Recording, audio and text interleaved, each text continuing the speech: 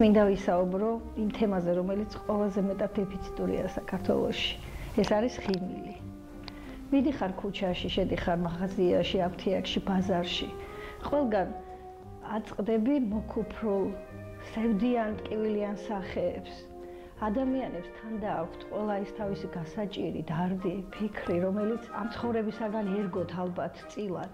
ჩვენ იმიტომ ვართ ადამიანები, რომ დაშევძლოთ აი ამ პრობლემებთან რაღაცით მაინც გამკლავება.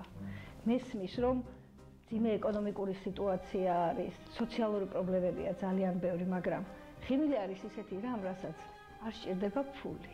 ეს არის ერთი ჩვეულებრივი ადამიანური თვისება, რომელიც უნდა ააჩუქოთ ერთმანეთს, უნდა გავუღიმოთ ერთმანეთს. ხიმილი რა არის? იკეთის იმედის მომცემია მხოლოდ. იყოს თუნდაც სევდანარევი ეს ხიმილი, მაგრამ აჩუქოთ ერთმანეთს ხიმილი.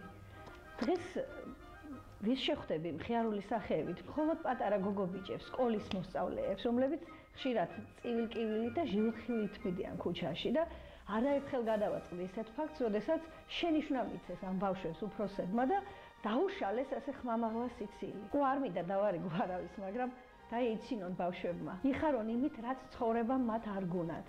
იმიტომ რომ ჩვენს გვეყოფა უფროსებს ის დარდი, რომელიც უნდა ვატაროთ თან. ხიმილი ისეთი რამ არის, რომელიც ალამაზებს ადამიანს. ხომ არ ჯობია, ჯერ საკუთარ თავს გავუღიმოთ, შემდეგ ერთმანეთს გავუღიმოთ.